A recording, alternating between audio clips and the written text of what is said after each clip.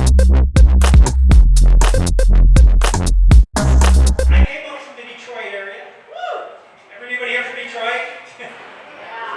Good. Well, anyways, I stopped at that Howell Outlet Mall. You guys know where that Howell Outlet Mall? Yeah, there's that Bible store, right? Is it Dixon or something, Bibles? And it got me thinking, when are Bibles an outlet store? You would think I'd prevent that. But I go in the store, I'm checking it out, and I found some Bibles with only 9 commandments. I got a case. So you know what? Adultery is now legal. Anybody here? I'm just saying. Oh man, I grew up in Detroit. I came from Detroit. I grew up in Detroit. It was kind of an interesting experience. I grew up in an all-female household, just with a mom and 2 sisters. And we had a 1,000-little house, 1,000 square feet, only 1 bathroom in the whole house. Well, let me say, me and the bush got pretty friendly.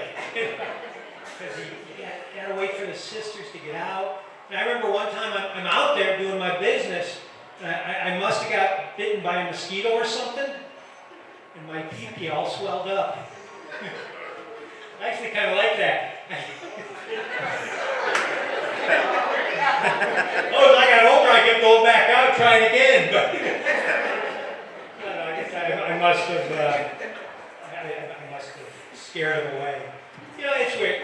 I grew up, like I say, in an all-female household, and I wasn't a very attractive kid. I was fat and not very popular. And I remember my mom, she was afraid to get me glasses, but she didn't want me to see what I looked like. Oh, you think that's... Oh, you know how popular I was? I was an altar boy for 12 years, and the priest wouldn't even pat me on the back. That's pretty bad. It really is. No, I'll tell you, and my mom would tell me these stories. Oh, get this. She waited until the night before my first date to have me circumcised. She called it brain surgery. Withdraw a little bit. But then, look, she used to tell me that, she used to tell me, oh, don't masturbate, it'll grow hair on the palms of your hands. I mean, did you ever tell your sons things like that? Did you tell your son that, man? Oh, I'm sorry. Did you tell your son that? No. Okay, well, my mom, she tells me that. I masturbated. I threw out my back like a dozen times trying to grow a mustache.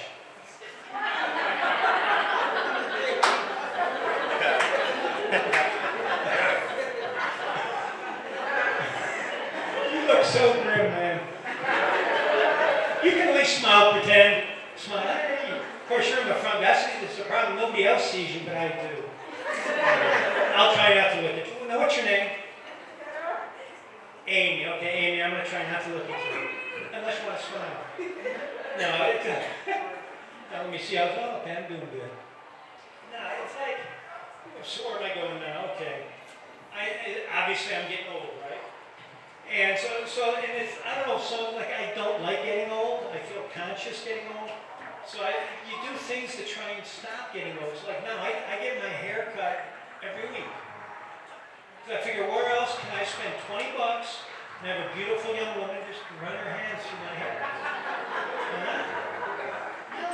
And so like a couple of weeks ago, she's like, Don,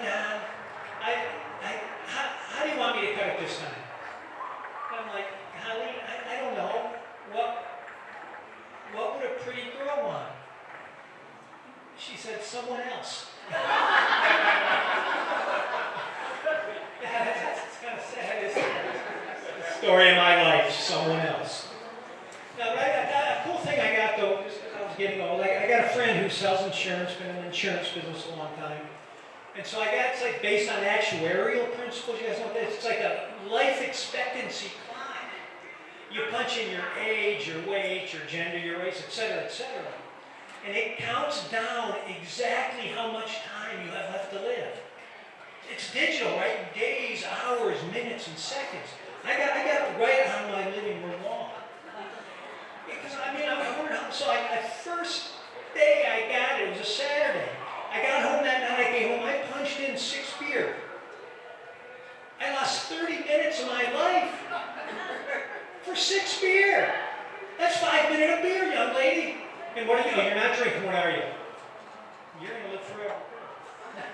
No, so anyway, I knew I had to change some things. So the next morning, for the first time in years, I went to church. And I got home, I punched it in my clock. I gained 3 hours for one trip to church. Huh? I saw the light. I became Catholic. Now every morning, I can go to Mass. And every night, I can drink me 24 beer. And I'm never going to die. Praise the Lord. This month, my boyfriend and I celebrate 12 years since our first date. 12 years. But he has only been my boyfriend for 5 days. Because he wouldn't commit to me all those years. But I think that he finally asked me to be his girlfriend so I would quit hoeing around. Because I was like, if you're not going to be my boyfriend, guess I got to hoe around. Guess I got to catch a lot of diseases. Guess I got to have other dudes' babies. So when he asked me to be his girlfriend, I was so happy because I have been in love with him for 12 years. And nothing is going to ruin this. So I went home and I gathered up all those other dudes' babies and I took them to the fire station to the drop box. But I kept my original daughter because I get child support for her. So I'm Generation X and my parents are baby boomers. And the thing about baby boomer parents, they're like sea turtles that lay their eggs really far away from the water. And then they're like, good luck surviving this, toodaloo motherfuckers, and then they split. Like it was okay to abandon your kids back then, as long as you come back and beat them every once in a while. So I grew up knowing that I was an inconvenience and an irritation to my parents. And now they're old and they need me. Well, what an interesting turn of events no one saw coming ever. Hope I'm not too annoyed or busy for this. But I'm going to treat them like they treated me. I'll be like, no, I'm not going to give you a ride. I bought you a bike. I don't care if it's to your doctor. Why are you even bothering me? You're supposed to be outside. Why did I buy all those video games? You're going to be in here. So with my daughter, I tried to be a different kind of parent. I tried to be mindful and present and patient, but I don't know if I did the right thing because she's 18 now and she's mean as fuck. So you can tell she ain't never been beat. So being Generation X, I have half Vietnamese, half siblings. My parents don't know that I know about this because I was supposed to be outside playing and I snuck in and I heard them arguing. So they don't know that I know. And my sister wants to get an ancestry test. And I'm trying to talk her out of it because we're obviously European. Why does she need to do this? We don't know how many half Vietnamese, half siblings we have. Do we really want to share our inheritance with them?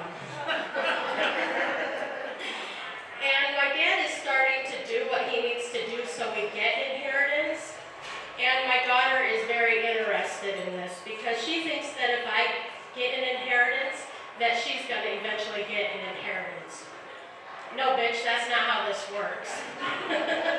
Because last summer, I went to the grocery store and I accidentally locked my keys in the car. And because she always has her phone in her hand, I called her. But she let it ring like a million times. She would not answer because she doesn't answer the phone now that she turned 18. She thinks she doesn't have to. So when she finally answered the phone and I explained to her what happened and I asked her to bring my spare set of keys, she suggested that I just walk because I was close enough. Bitch, it's 95 degrees and it's 3 miles. You better hope I don't make it because I'm going to give you an ass beating that makes up for all the ass beatings you never got.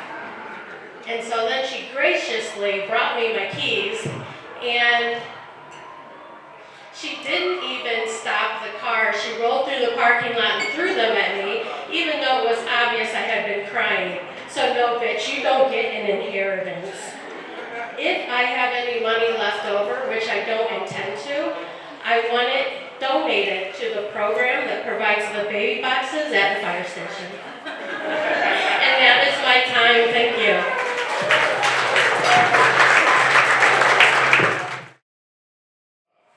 I was sitting in the crowd over there in the back trying to count how many black people there were here in case my set went awry. So I'm just letting you know there's like 5 black people over there waiting to... Alright, I see you. Thanks, man. How you guys doing? Are you guys like one big ass family or? I can't tell. Guys, I'm feeling weird, man. Had a weird day. I had Chinese food. It's not why I'm feeling weird. I opened up a fortune cookie that was just way too vague. Yeah, I cracked this thing open. All it said was, "You'll be awake when it happens."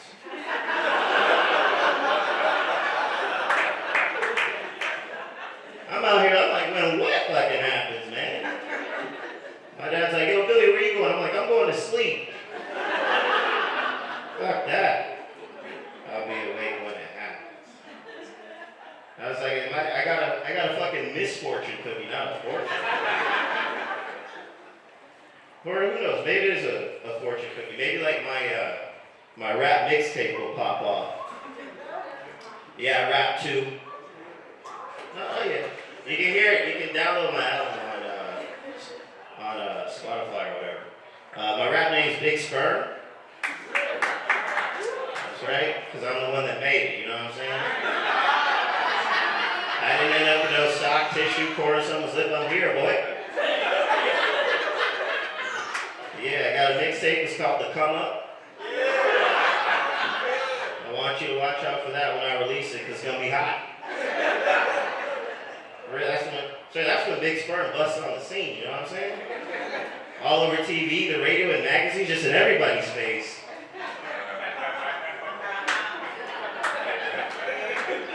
Alright, I don't think this table gets it. Just right over there, that's cool. You're like, yeah, tell me more about the come up, it sounds great. That's why I had to take a break from the rap game though, because it was getting too violent, you know, because all these rappers are getting killed, man. I was worried that I'd be at a concert and, you know, someone would bring a gun to the concert and try to shoot Big Sperm on stage, like some jerk off, like some nutball, man.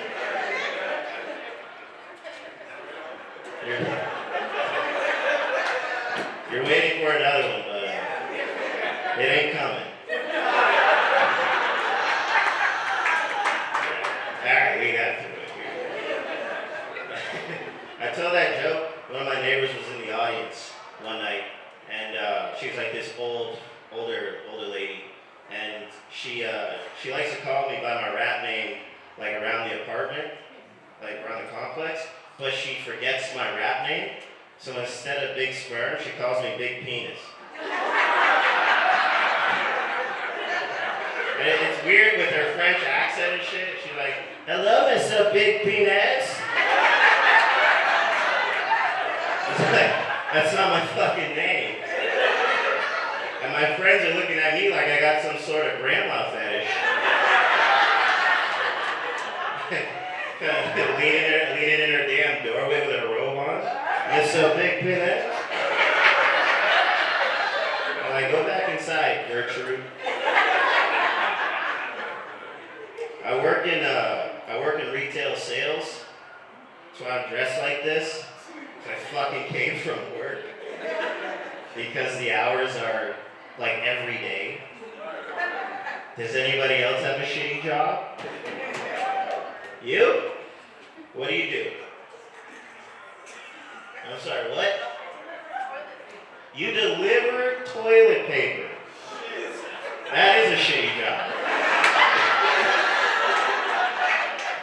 Alright. I didn't know that was possible. Like, what are you on Indeed and you saw that and you're like, yeah, that's my shit right there. sign me up for delivering toilet paper. How'd you fall into that? An aspect. I like that one. They missed it again. Fuck. Come on, ladies. We're trying here. Right here. No, that's cool. I work in furniture sales, and like today sucked. It was awful, man. I didn't sell a lot. You know, I took like 20,000 steps. I know because my phone told me how many steps I took, and you know, it was just very rough. I sold a grand total of fuck all. Yeah, I was so distraught. Like I had to have a seat. You know, I had a seat, and people got mad at me for sitting down at work, and I was like, "What the hell's your problem, man? No one ever uses this wheelchair." And then I rolled away because I didn't need that kind of negativity in my damn life. You know what I mean? And then the problem was, when I was rolling away, I rolled past the entrance, someone was coming in a wheelchair. I know, because I couldn't just get up. You know? And like we made eye contact at that point, and like he gave me like that nod that like black people do, but like it was the one for disabled people. Reckon like he saw me as one of his own, and I was like, I'm not letting you down, buddy. Let's go. So we're rolling through the store right now, and the way that my store's shaped, it's like the aisles are in like a circle, so it looked like we were fucking racing. And like I was, you know, trying to build rapport. That's what I had to do. That's what my boss told me I need to do more of, build rapport. So I was like, you know, talking to him, telling him about the big accident, how I ended up in the chair, and it worked, man. It worked. I had this guy. He was like, yeah, I want to buy a chair. And we roll up to the front counter. I cash him out, right? And he's like, thanks, Billy. You were so helpful. I couldn't have done this without you. And I was like, yeah, Tyler, thank you for shopping at Leon's. You have a great day. Yeah, he looked at me how you're looking at me. And I was like, oh, it's a miracle. Yeah, he canceled his order. I told you, I didn't sell shit today. It was wild. My name's Billy Squires. Squires is like I thought it was a cool last name. I thought it was. But then I found out that a squire is that little, like, dude that wants to become a knight. You know what I'm saying? And I have, like, a friend, his last name is Archangel. And I was like, fuck you, man. That's like, we had a class assignment once where we saw each other's, like, family crest. And his had, like, this angel on it with, like, a sword, looked like a damn Digimon. And I was like, alright, mine will probably be like a little boy with like a wooden sword or some shit. It was a squirrel. It wasn't even a cool squirrel. It was like a crazy squirrel. Like the squirrel from Ice Age. Alright. I'm throwing that joke away. Who's in a relationship here? Why are you guys embarrassed? It's okay that you're taken. I found that dating was hard in my 20s. Reason being, because in my 20s I was broke. And then in my 30s, because I'm in my 30s now, I find dating difficult because I'm still broke. Yeah, I went out on a date with this girl, and I pulled up to the address she gave me, and I was like, I look at her house, I was like, damn. And she gets in the car, I'm like, wow, your parents have a really nice house. And she was like, this is my house, you idiot. I was like, oh shit, she's got money. And then she's like, well, you have a very nice car. And I was like, thanks, it's my dad's. She's like, your check engine light's on. I'm like, I know. And it was like, it was a very hot day for this date. So she was like, hey, do you mind if you turn on the air conditioner? So then I just rolled down the windows and started speeding. Yeah, my air conditioner was broken. And it was rough. We were going to this place over here in the States. And I was like, I saw the tunnel, right? You guys been through the tunnel? Yeah. And like, to me, the tunnel was my salvation, you know? Because it's like going in the basement, so it should have been a little colder. But I get to the tunnel, and the tunnel's backed up all the way through the damn thing. Yeah. And like, I couldn't roll up the windows, so like, we were just like sitting there breathing in like gas vapors and heat. And it was almost like I took her on a date to Auschwitz. I didn't know this was a big Jewish crowd in here tonight. Okay. Woo! Is it hot here? No. It's as hot as that damn date all of a sudden. It was scary though, because my car started to shudder a little bit, and I was like, oh no, it's gonna break down. And I didn't want that to happen because like I didn't want to be in the news. I didn't want to be in the news as a guy that's like clogging the tunnel like cholesterol. And plus, like in the news, they say your real job. And I had told this girl I was an engineer, but I really sold credit cards at the time. Yeah, you guys probably don't have that job out here. Absolutely not. Let me wait. That's all right. We're gonna throw that joke out too. I'm running out. No, I'm joking. A little bit more about me. I was raised in a white family. Don't worry, it was adoption, not slavery. Didn't want you to get the wrong idea. Key difference was the food, because in my white family we had a lot of food, but the food didn't have a lot of flavor. And I was cool with that because in my black family the food had a lot of flavor. Didn't have a lot of food though. Man, you ever have a hot sauce sandwich? No? I didn't think so. But listen, it's easy to make. We'll do it together, right? Step 1, you take a slice of. Right. Step 2, you're going to add your. And then finally, to top it all off. Wrong. You fold it in half. That's a white privilege answer right there. You use 2 slices of bread on today's hot sauce sandwich. What do you use on tomorrow's hot sauce sandwich? Shit. I love hot sauce though, man. For real, I put that shit on everything. From French fries to pussy. Yeah, I'm kidding, man.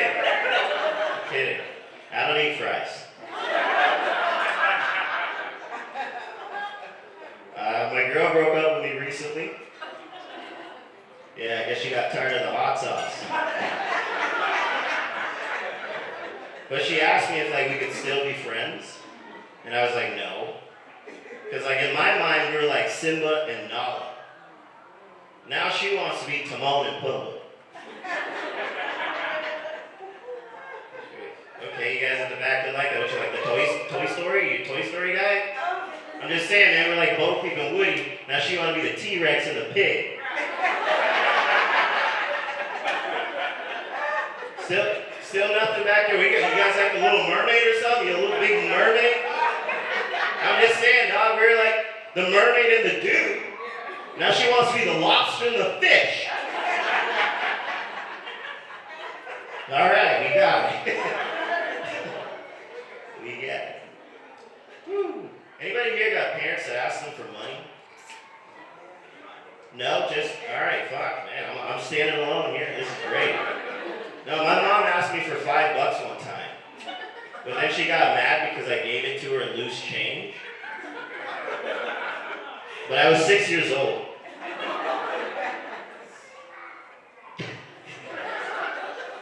Man, you guys are just taking this shit seriously. I like it. This guy hasn't laughed yet. My man's made it his mission to just like stare me down, like straight scowl, like you remind me of my basketball coach when I fucked up, like sub his ass out. Like, what do you do for a living, sir? You're a what?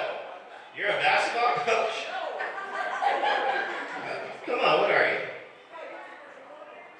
That's over my head.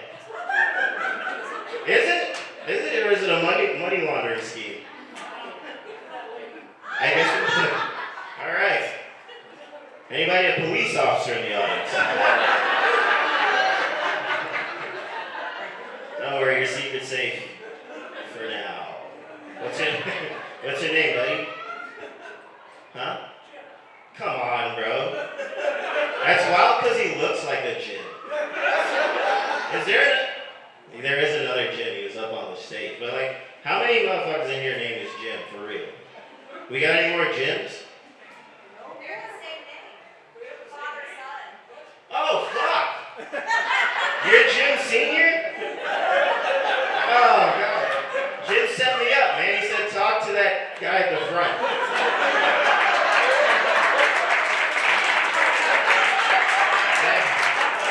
You're good. You're good. I'm up here fucking sweating.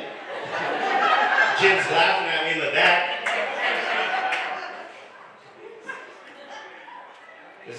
I did. I thought you were Jimmy Dean, like the creator of Jimmy Dean Sausage. He's gay? Oh, dead. Like, what do you know that I don't know? There's a reason that man was making sausage.